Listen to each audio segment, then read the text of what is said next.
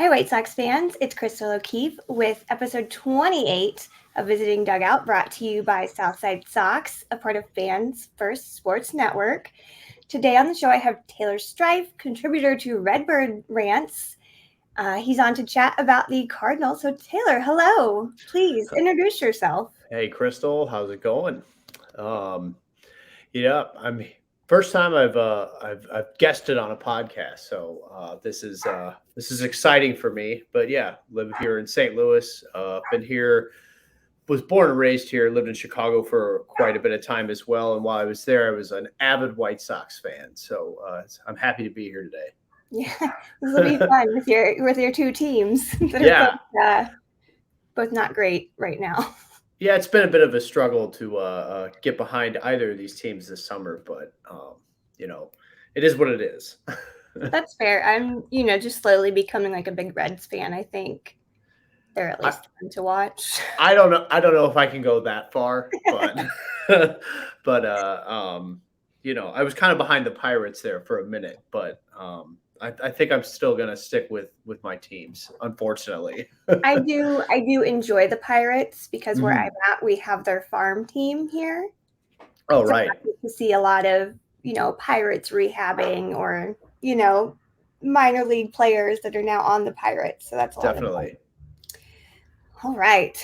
So let's talk about your Cardinals. Oh boy. And the National League Central, kind of a bummer. As we're recording, only two teams are above 500 in this division. They also happen to be tied for first. So that's, the Brewers who've been on a tear, and the very red hot Reds. Yes. The Cubs and Pirates are pretty much tied. And then the Cardinals are, I think 9.5 games back at this point. So what on earth is going on in St. Louis? Well, it could be a number of things. Losing Yadier Molina was a bigger um, it was a much bigger impact than I think anybody anticipated. I think the front office really didn't anticipate this kind of drop off in terms of how reliant the pitching staff really was on Molina. And then also the fact that, it just seems like there's a complete just disconnect throughout the entire organization, whether it's from the top with John Mozeliak, who's been there for 15 years or even longer, and he's going to be leaving. I think in a couple years when his contract ends. He even said at the beginning of the year, this is more of a transition year for the front office, and we're kind of seeing the effects of that. I think as well. A lot of the decisions being made there. Obviously Mozeliak still has final say, but you know, we're seeing more and more, questionable decisions, I think, in terms of just roster construction or personnel, things like that. It just starts at the top and it's definitely causing a ripple effect. I think fans are frustrated with the lack of accountability there. And then Ali Marmol, it's clear right now that something is wrong with his management style or something. He's got questionable bullpen decisions all around. Um, we had a game last night again where, it seemed like was cruising. He says there was loud contact throughout the game, which there was, but takes him out, puts Payante in, Skip counters with Yuli Gurriel, and we end up losing the game. And it's another excruciating game to lose. And that's been part of the frustration with the season as well, where we're losing close games, but we seem to be losing close games in every single way possible. And I think we kind of got out of that rut. I think maybe it was in May, and then we just went right back into the bad habits. So it's been a frustrating year for sure. That you see the names on this roster, and you'd think there's no way that they're playing this bad, but apparently we've found a way. So I apologize for the text message sound if you heard that, but my bad. But in any case, we are collectively as an organization and a fan base, I think, very frustrated with how things are going this year. And there's no real answers. I mean, the last time this team was this bad was 1989 or 1990, and Whitey was on his way out. A lot of people were, the team had just been taken over by uh, Gussie's son, and he didn't care about baseball. He just cared about the brewery, and wasn't spending money on the team. Was trading away everybody. Whitey went to the front office. There was excuses there. There's really no excuse for this team to be as bad as they are right now, and I think that's why we're all collectively frustrated. I feel that completely on every single level as a White Right. Sox fan. Oh yeah. Yeah, we're kind of just sitting in the exact same boat, Mhm. paddling up shore. Right. And I think that there's some parallels there.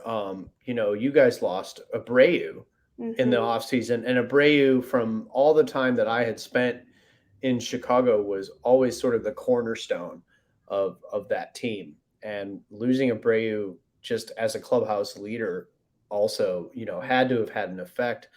And I do have, some questions about. Or I questioned um, the hiring of. I don't even know who the new manager is, to be honest with you. Pedro Grifol. That's what I was gonna say. I was like, please get this right. If I'm not gonna, I just wasn't gonna even attempt it. But yeah, I mean, I just didn't understand why not give Miguel Cairo the chance after he kind of took the team in a different direction after Mm-hmm. LaRussa decided to sit out the last season. It was kind of mind boggling. And then I think a lot of us Cardinals fans are a little boggled at the fact that Skip Schumacher was not given an interview or ahead of Marmol or in kind of conjunction. It was just sort of like, oh, Marmol's our guy. and now Skip Schumacher's having a great season in Yes, in yeah. in Miami with little to no help. So we're it's interesting. Yeah, I can't name like 5 players on the Marlins right now that I'm like super familiar with. Right, And that exactly. sucks because, baseball is my personality. So, Right. oof. So do you see the Cardinals climbing up anymore by the time we get to like September, mid-September? So the joke around baseball is kind of they're the Cardinals. Mm-hmm. I mean, we always find a way, but it's just one of those seasons where it seems like even local media fans, a lot of us just want to punt. I mean, we went through this with the Blues this year, where if you're not familiar, it's the hockey team, Mm-hmm. but where we started out bad, then we went on an 8-game or 9-game win streak, and we're like, oh, this looks like it could be a fun team, and then it just went downhill, and then we ended up trading away most of the Stanley Cup champions that were still on the team. And now people are talking about trading away guys like Paul Goldschmidt, and that's something that's pretty unfathomable. I don't think will happen. Yeah. But people like to dream or think about scenarios what we could get back in terms of a haul for someone like that. But I don't think that will happen. If we can somehow finish the season at 500, I think that will be a I think that's the goal at this Yeah. point. Forget winning the Central. Finish at 500 and get some momentum going into 2024. Because I don't think that. I think the most realistic expectation is finishing at or around 500. I would be happy if this team finishes 5 games under 500. If I'm going to be honest with you, just with the hole that we dug ourselves in April. Mm-hmm. It just doesn't make sense to think at this point, 9 games back, hey, we can win this thing unless some super major trades are made, at the trade deadline. So, Yeah. So what happened to that devil magic? oh, that's a really good question. It just seems like it does seem like we're out of it. And it's interesting because we always have like one player a year that seems to sort of embrace the devil magic a little bit. And when Mercado came up, or when we brought Mercado up, and Oscar Mercado is who I'm speaking of, and he was a guy we traded away to Cleveland, and he had a couple good years there, and then kind of fell off the face of the earth. We brought him up, and he was kind of a lightning bolt, and he played well. And then again, another personnel decision or something that obviously came from the front office, where he just wasn't playing anymore. And you're like, he had a stretch of 3 games there, or a series, where it was unbelievable. He was stealing bases, he was getting on base, he was playing good defense. And then all of a sudden he's not playing. And you just wonder what happened there.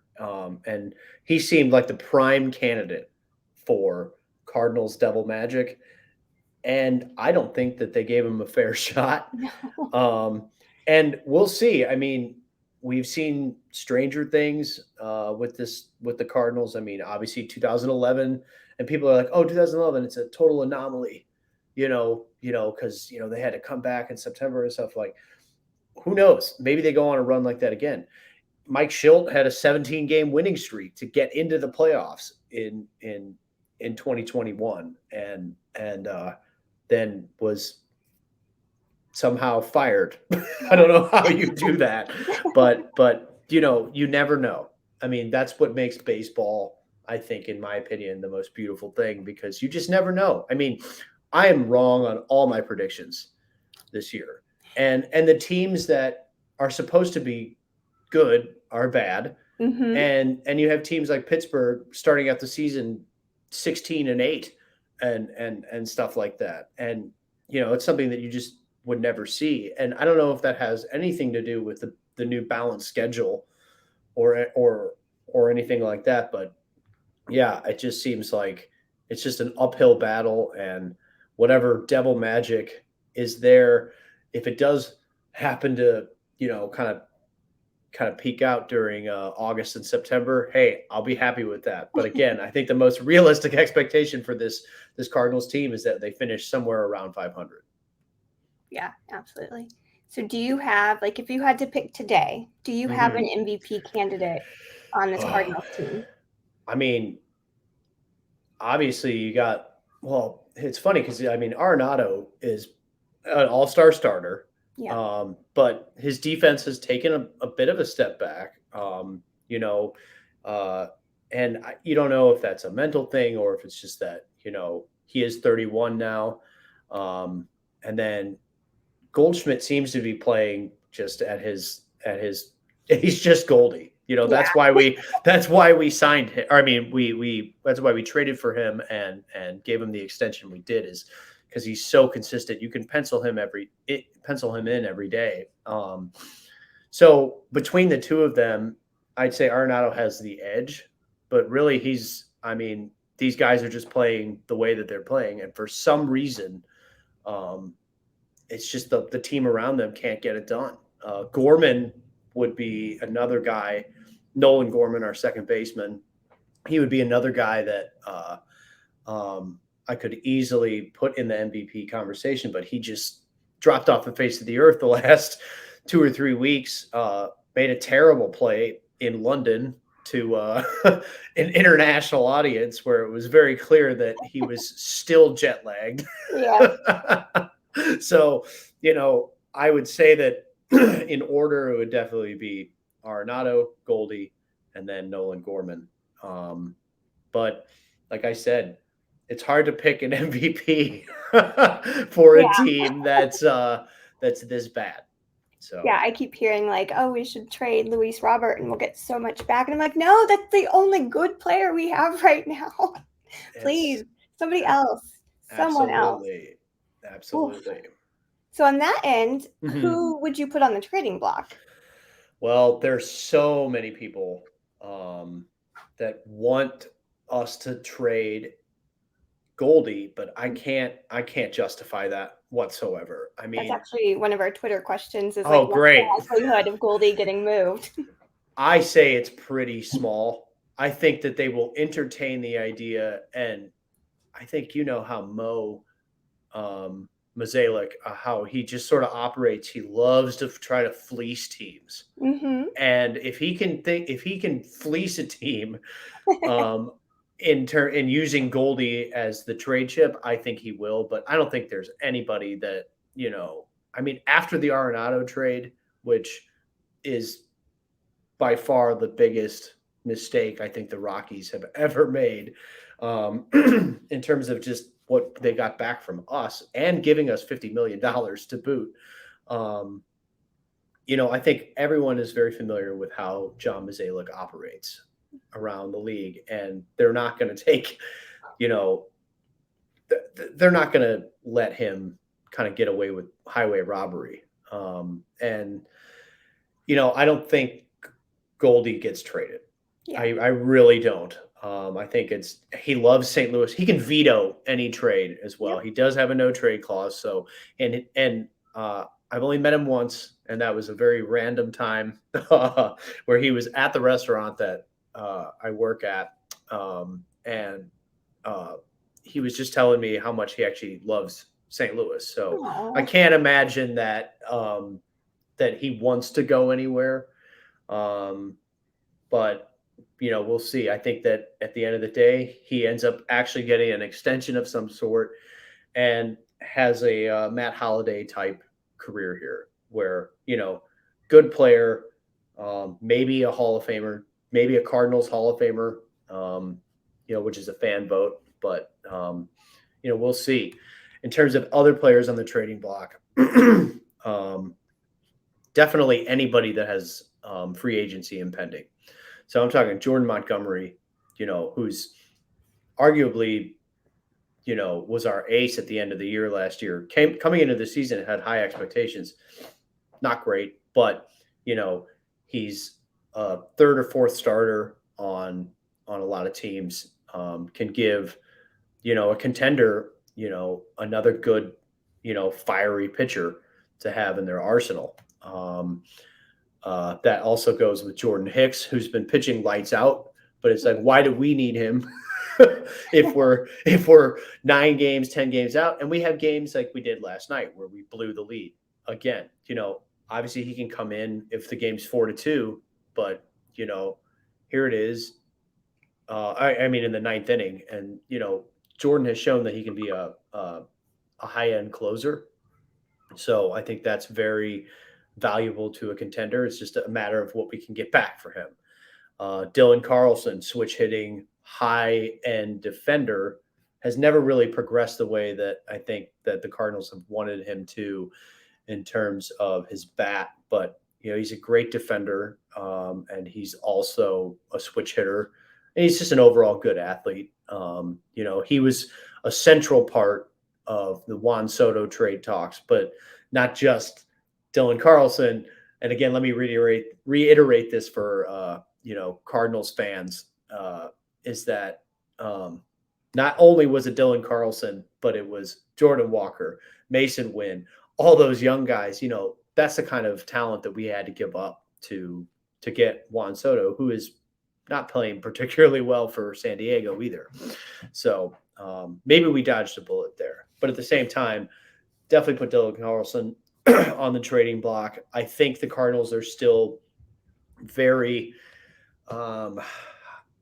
just they're so scared to give up their young talent after what happened with Randy Arozarena. Yeah. And that was sort of an instantaneous thing. It took Lane Thomas about 6 years to kind of, I don't think most front offices are going to be that patient. So, I mean, to get rid of Lane Thomas when we did for J.A. Happ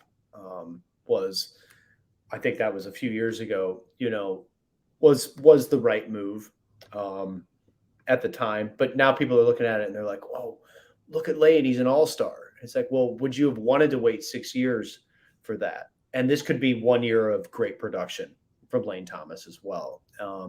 So I think just because of what has happened in the past, this front office is not going to trade any of the young talent. I think they're going to avoid trading Mason Wynn at all costs. They'll try to get rid of either Brendan Donovan, unfortunately, who's injured right now. He has an arm injury, so we'll see what happens there. And then we have Tommy Edman, who's just playing Gold Glove defense all over the place. I think he's a great trade chip, but I don't want to put him on the block. But I'd say definitely any of our impending free agents, Jack Flaherty for sure, who may benefit from a change of scenery. Yeah. Say he does end up going to a contender and pitching lights out. Well, big surprise. I would take him on the White Sox personally. You would. I would. So you would take Jack Flaherty. That's interesting. Okay. I mean, what would you give up? I don't know. See, that's the thing. I never know what I'm going to give up. But, right. Just kind of have your people call my people, and we would take Jack off your hand. You would take Jack off of my hand. Okay. Yeah. All right. That's interesting. Well, it's funny because, I know Jack and Lucas Giolito were high school teammates. Yep. And I've had this, I'm not trying to jump ahead or anything, but I've had this sort of scenario where I'm like, well, what if he gets somebody familiar like Giolito on the squad, in our pitching rotation? What does that do for us? I think the goal with Cardinals fans with the White Sox is always to get Dylan Cease. And I was actually at Dylan's debut, the first game he ever pitched in the big leagues. And that was amazing because, I've never seen a ball break the way that his curveball does. But, I've always been high on Dylan Cease. And then he has that monster year last year. And now some people are like, oh, he's, he wouldn't be the ace on the Cardinals. It's like, I think he would, just based on stuff alone. And people will argue with me and say, no, just based on stuff alone doesn't make him the ace. I'm like, in this case, it would definitely, inject some sort of fire into this, sort of tepid pitching staff that we have. So. Right. Yep. Well, we can move on to some of the fun Twitter questions. Oh, lovely. Sometimes they're funny. Sometimes, they can be more serious. Right.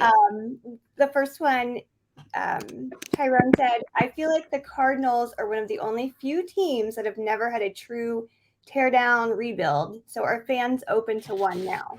Oh, no. I can clearly say that. Now, yeah.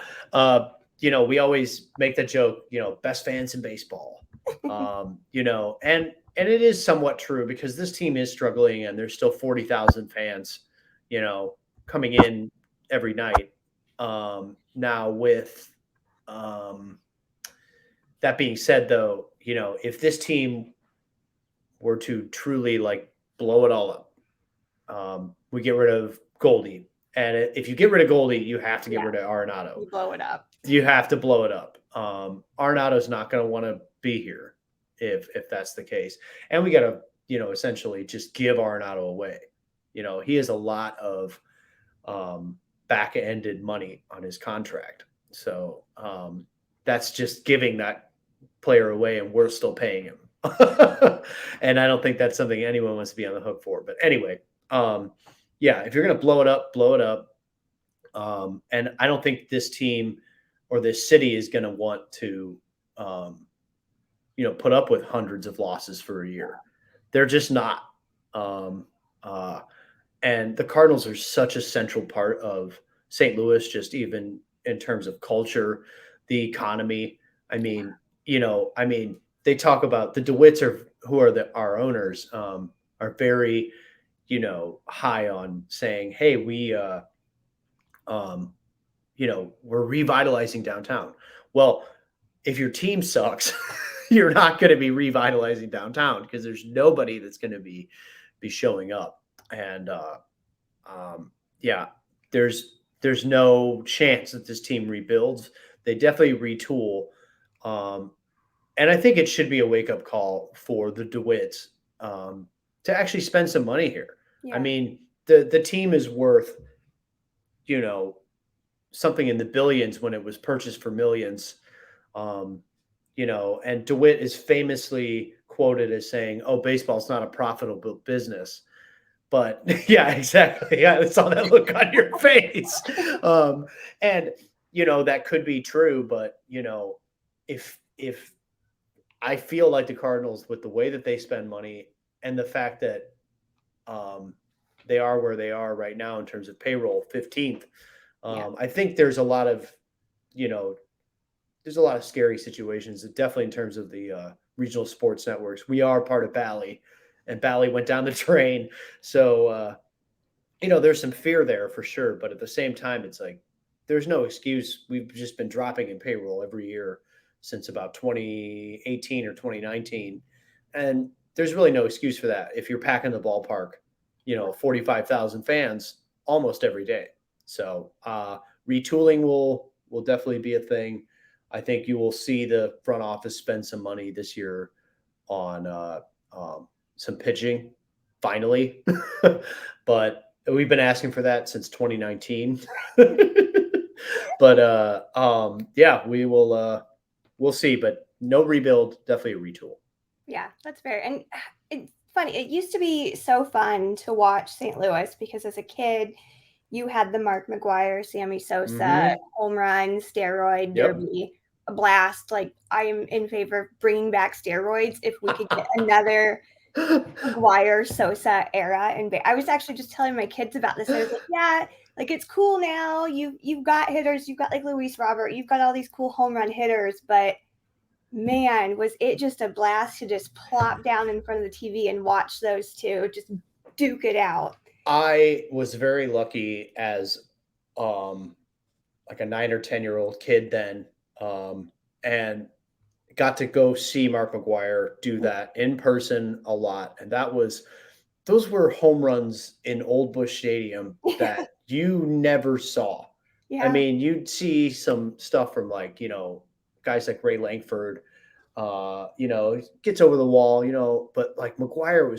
it just sounded different and Hmm. it looked different. So Yeah. that's funny. And then, I moved to my 20s, my early 20s, and you've Mhm. got Albert Pujols like putting on a clinic. I remember I was actually pregnant with my Mhm. oldest. At the time, I was like 8 months pregnant, sitting in the bleachers, completely miserable at Wrigley Field, Mm. which is easy to be miserable there anyway.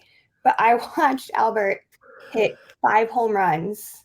And, they beat the Cubs 9-1. My ex was not thrilled because he was, the big Cubs fan, but I was just like, I couldn't imagine at the time like having someone like that on a team that I love because he was just so good for so long. Mhm. Right. And again, I think the best era of Cardinals baseball that I saw was what we call the MV3, which was Jim Edmonds in center field, Mm-hmm. Scott Rowland at third base, who's a Hall of Famer Yep. now, and Albert Pujols, who, if he is not a unanimous Hall of Famer, Yeah. I'm going to have words with Brian Kenny. Yes. Yes, Because I he seems like the type that would not vote yeah. for Albert Pujols first ballot first year.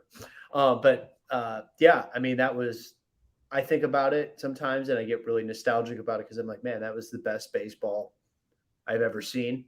You had Tony La Russa too, who was Yeah. just he was ahead of the curb, for a really long time until he wasn't. Yeah. Um, Until it came back to the Sox. until he came back to the Sox, exactly, which is again another puzzling move. Jerry, I don't really get that one, but Mm-mm. Maybe you're just trying to say sorry, make some amends there, I but think that's all it that was. was that was not the move for that young team. No.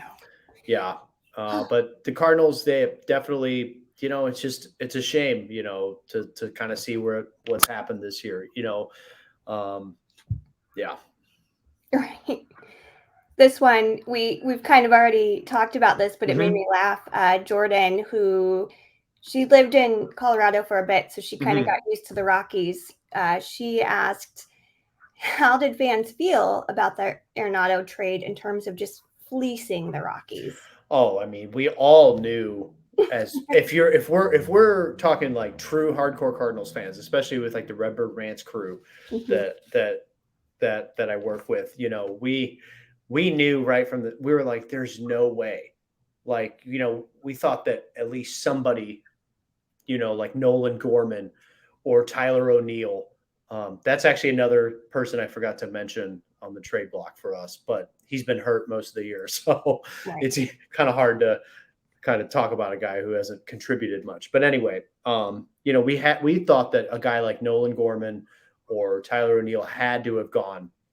And instead it was, some pretty low rated prospects and a guy who's known for throwing curveballs, Austin Gomber, who's going to a place where curveballs die. Yeah. and then on top of it, they were giving the Cardinals $50 million just to take Nolan Arenado. And it was sort of like, what? I mean, I'm guessing that their baseball evaluation and their scouting was pretty atrocious to Yeah. think that Montero, I have trouble saying his first name. It's like Alurius or something like Alurius Montero was going to replace the production of someone like Nolan Arenado. It's just impossible. And we all knew for sure that we got away with it. Mm-hmm. It's been a shame though that, things haven't panned out the way that we have hoped in the last couple of seasons. He had a couple, it's sort of frustrating for him. It has to be because you look at some of his hard hit rates and stuff, and they're just way up there in terms of the I'm not a big analytics guy, but when you look at some of the advanced metrics, his hard hit rates, expected on base percentage, things like that, like, you wonder how unlucky this guy's getting sometimes, especially in the playoffs. Last year, had a ball that he hit right on the button and the wind kept it in the park, and it would have been a 3-run homer for the Cardinals against the Phillies. And that would have completely changed the outcome of that series, in my opinion. But, we knew we got away with something. Let's just say that. Well, and the Rockies, they also brought in poor Chris Bryant to come die at third base. Oh, and then man. he was injured for most of last season. I'm just like, what was the point of that? And he to never closer to home or what? Who knows? I don't think if you're Chris Bryant, you can say no to that contract. No, he's set for life. But still. Exactly. But at the same time, the way that I'm thinking about that, it's just like the guy's hit what, one home run at Coors Field? Not been great. And he's hurt, obviously, and there were scouts that were saying around the league, front office types, saying that he took a dip. So who knows what's going? He's not even playing third base. I think he's playing left field now. Yeah, kind of rotates, but yeah. Right. It is a shame. So poor Chris Bryant. Yep, I agree. One question was, does Ollie get fired? No, he does not. Not at least not at any point during this season.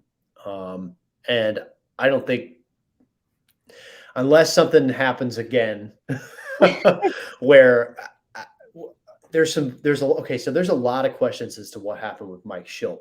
Right. And he's alluded to it a bunch, where he said, I thought I was comfortable to say anything, and obviously I wasn't. So something he said during a meeting or something, maybe end of year kind of stuff, caused John Mozeliak to go in a different direction. And I could see that maybe happening again with Marmol, but I think Marmol's young enough where he knows that his job is always on the line.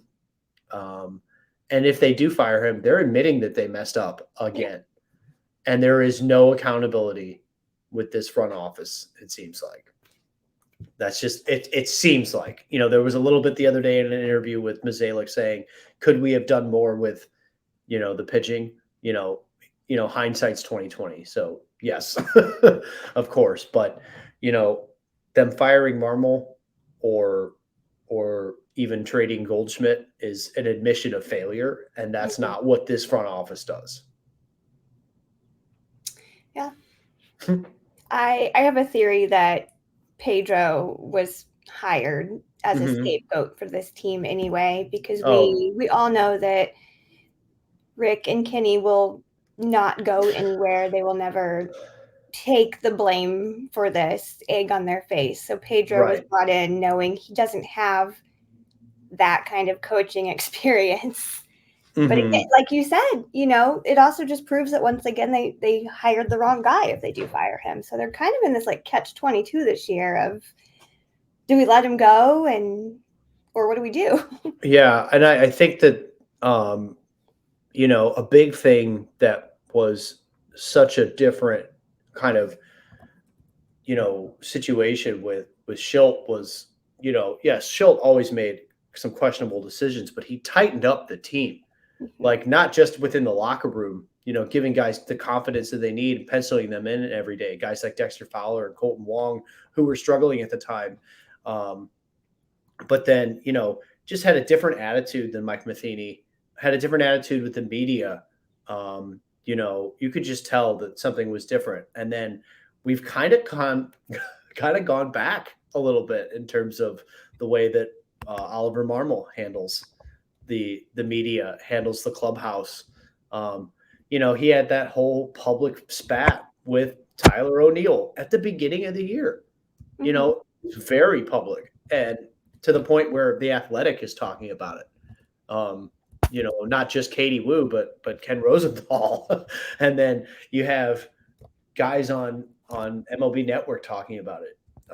That's not a good look um, at all. And then again, Wilson Contreras, another public spat, him not catching for the team, things like that. It's just brutal. It is so brutal, and you know you, there's some front office you know stuff there for sure, but I believe that at the end of the day, it has a lot to do with the way that Oliver Marmol manages people. Mhm. Yep. Yep. All right. We are going to take just a very quick break to pay Yeah. some bills, and we will be back with a series breakdown. This is where I awkwardly vamp, just Okay. in case you're on YouTube. All right. All right. Welcome back. I am Crystal O'Keefe. I, again, am here to talk with Taylor. We're going to break down this White Sox card series now. So the White Sox, clearly very, very down bad in pitching. We have Mhm. no idea who will be pitching in this series just yet. Really? I was not Really, aware of that. I looked up the probable pitchers just even before this episode to see like, Mhm. oh, maybe there's an update. No, nothing. Oh my gosh. But you have Miles and Jordan. So Mhm. what can you tell me about them? Well, Miles Michaelis, you know, he got an extension at the beginning of sorry, I lost our tab. I don't know where it went. Oh Oh, no. there it is. um, anyway, yeah, I, um, so Miles Michaelis. Here we go. So he was given an extension at the beginning of the year. Kind of, we kind of he was another bargain bin guy. Here's the thing about the Cardinals front office. They love these bargain bin guys. Hmm. He pitched in Japan. Um, he had a great season for us that first year that he came back from Japan, and then we gave him an extension at a pretty good bargain. We re-signed him this year during spring training for $40 million. So that's not cheap. No. We're paying him like he would be our ace, and at times he has shown his brilliance, but at the same time, he's having a hard season. I went to the opening day game where it just seemed like he was struggling to put anybody away with two strikes. It seemed like every batter knew what was coming with Hmm. two strikes. And he is a guy that will fill up the strike zone. Um, that's kind of just the cardinal way of pitchers. You're not big strikeout guys. Contact, let your defense take care of it. And unfortunately, everybody in the league just seems to be hitting the ball where the players aren't. Right. So Michaelis is struggling, but against a team like the White Sox that are also struggling, you expect him to step it up. In terms of Jordan Montgomery, um, you know, again, probably our ace when he was traded over from the Yankees last year. Another guy that I thought was in line for an extension, wanted an extension. I don't think those talks ever really went anywhere during spring training, unfortunately. Another guy that fills up the strike zone and is going to induce a lot of contact, but has been so inconsistent, But you wonder, if it's a mental thing. It seemed like the other day against the Yankees, going against his former team that said, "Hey, goodbye, we don't need you anymore." Right. He kind of stepped it up and went into this other mode, and you're like, okay, that's the Jordan Montgomery that we expect.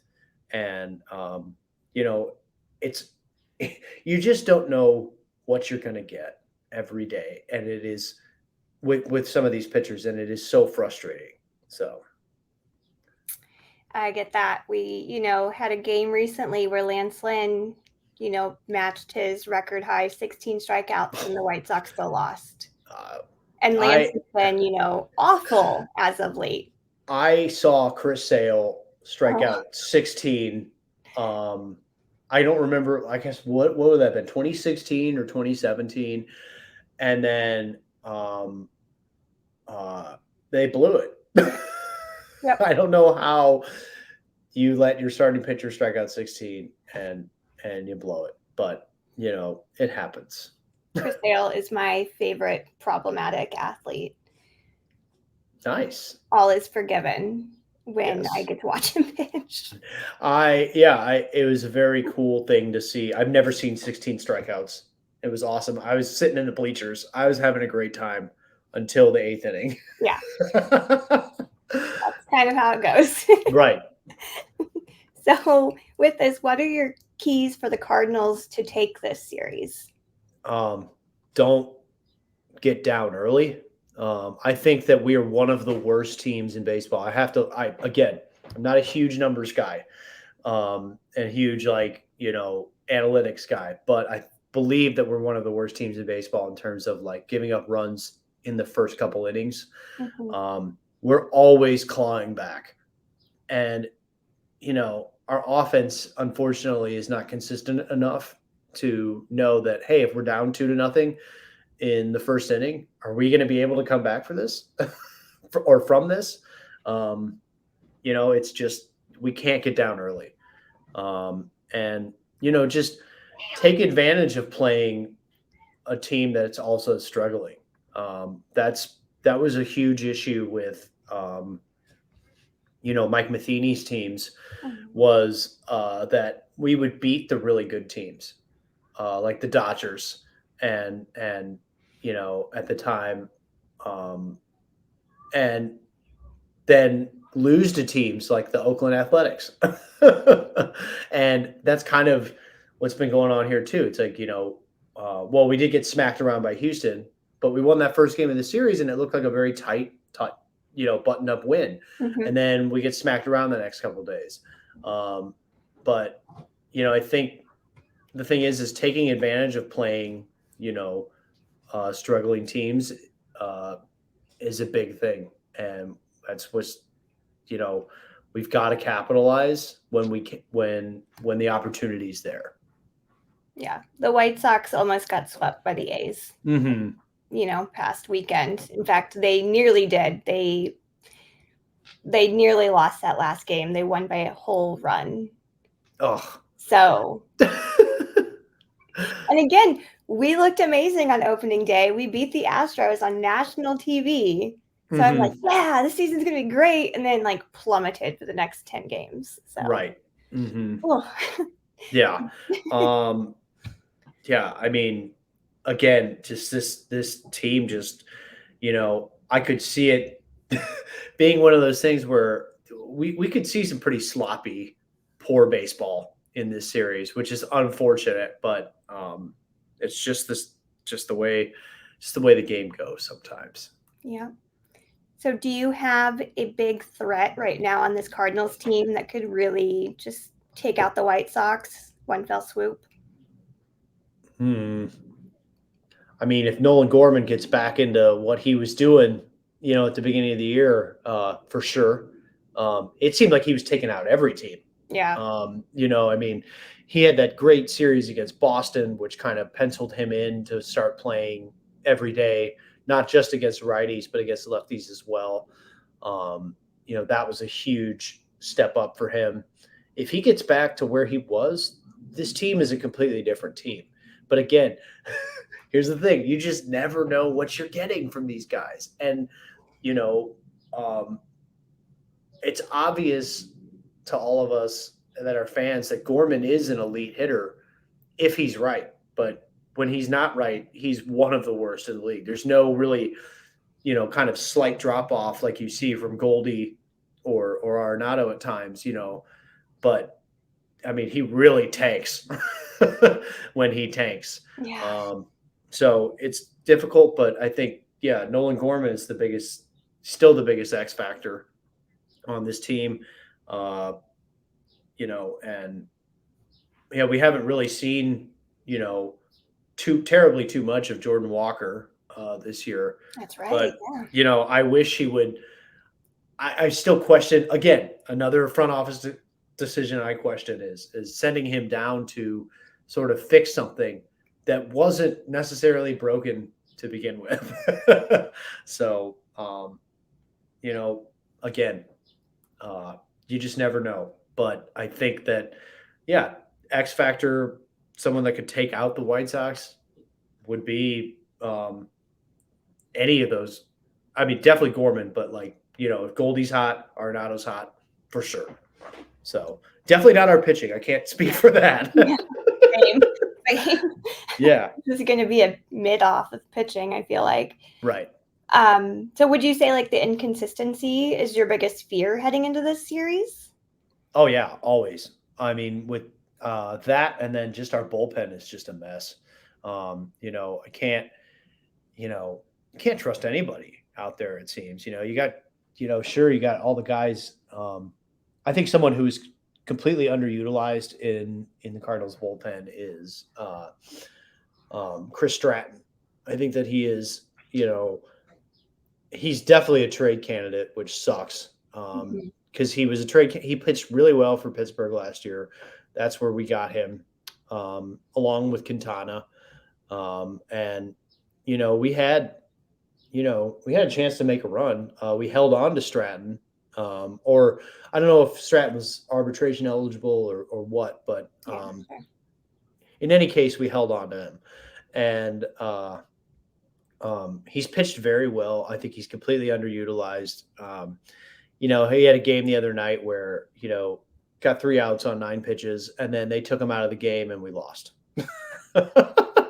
and you wonder what is that all about?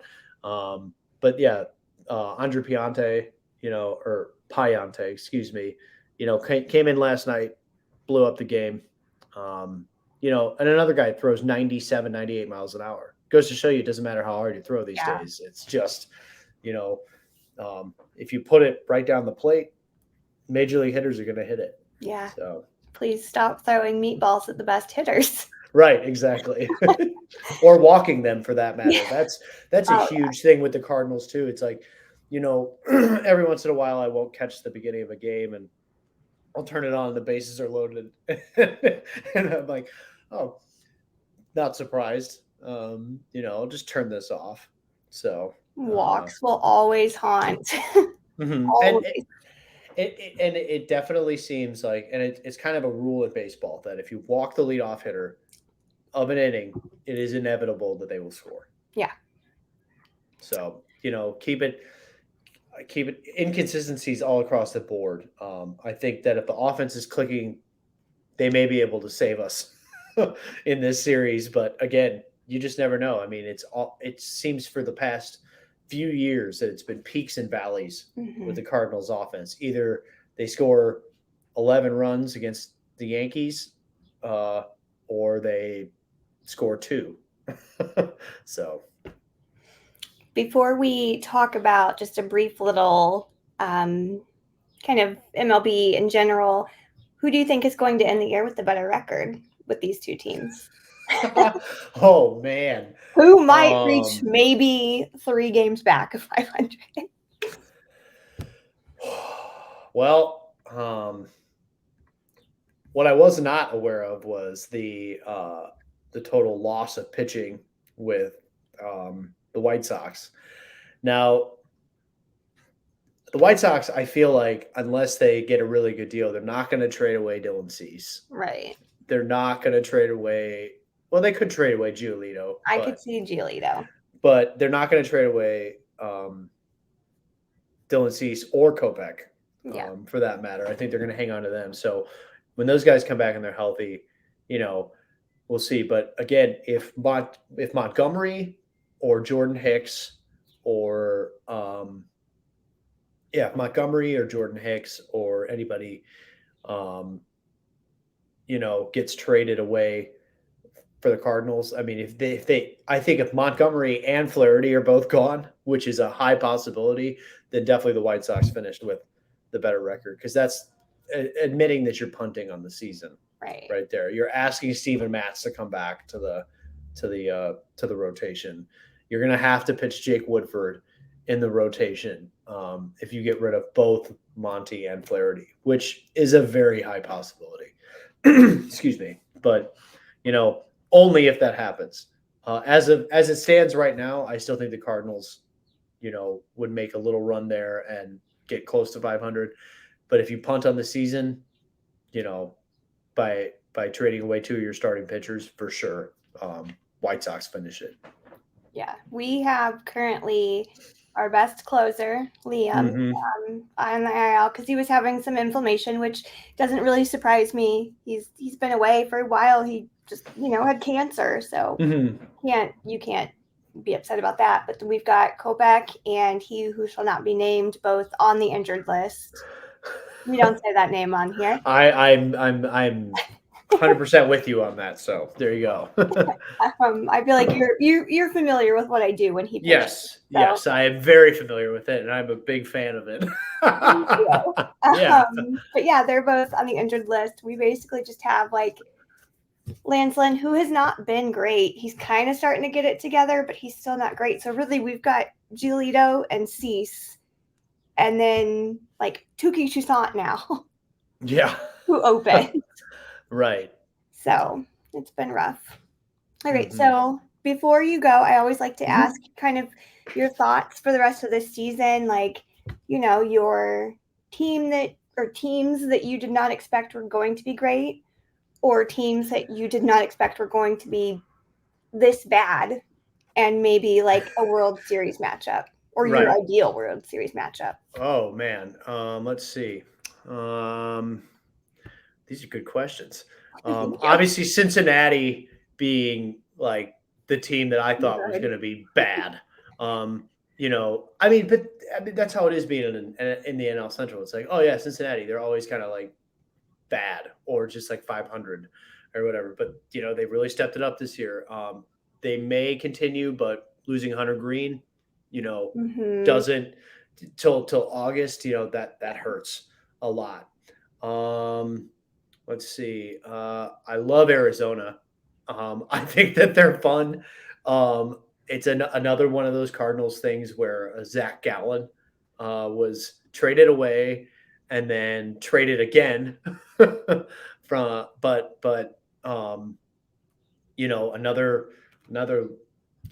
front office mishap there from the Cardinals was losing Zach Gallen. But Arizona, they got a lot of young talent.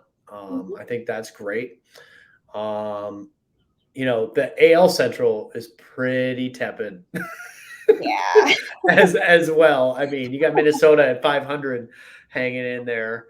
But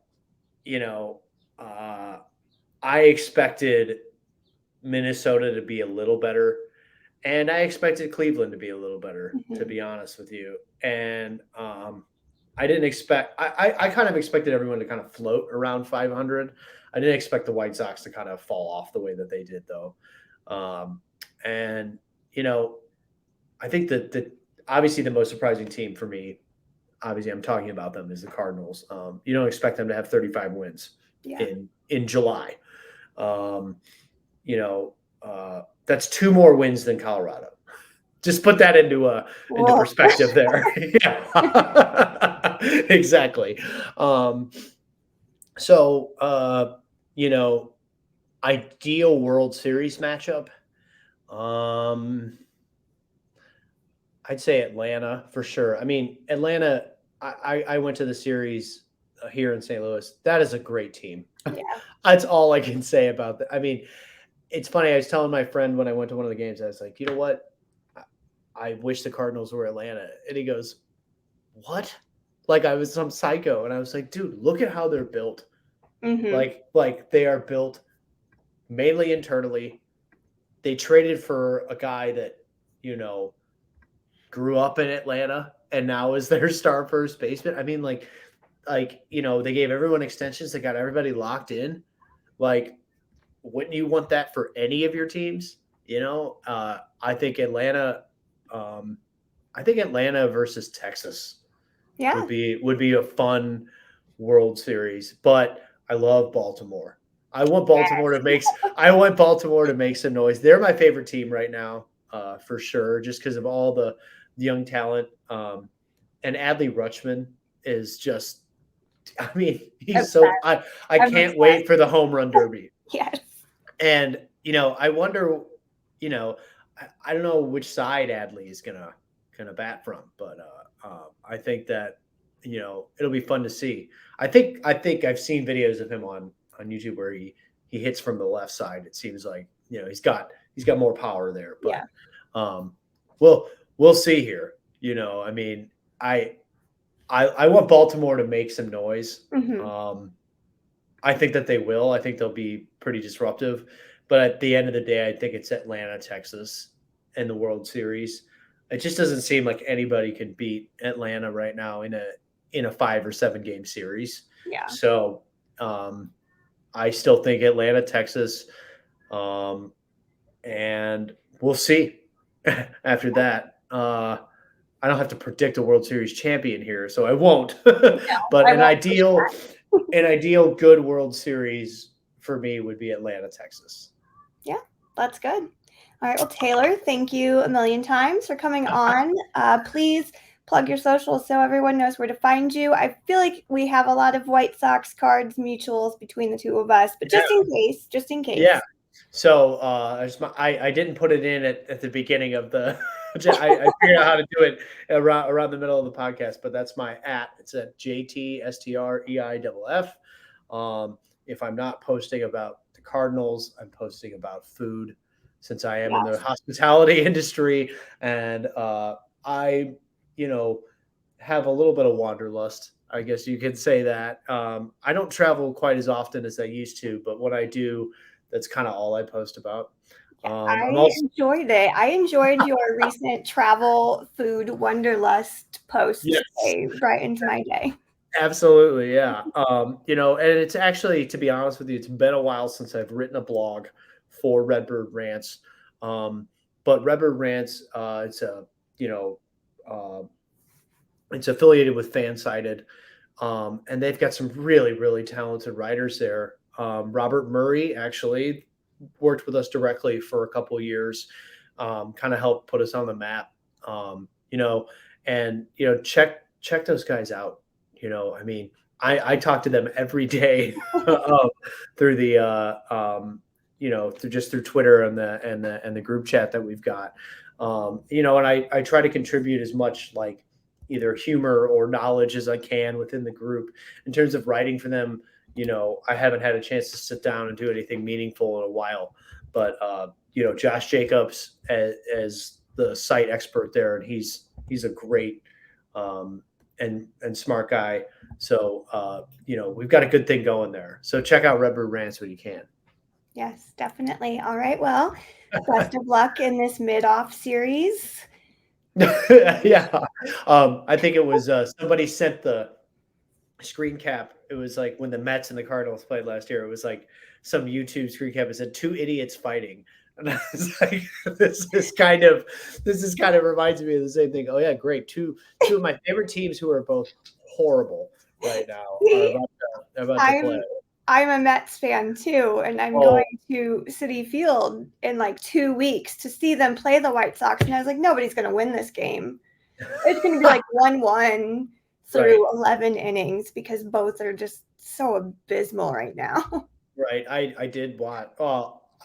Sunday Night Baseball. That was actually ended up being a pretty fun game. Yeah, I was not expecting the Alonso homer at the end there, but those were, it's my yeah. guy. Yeah.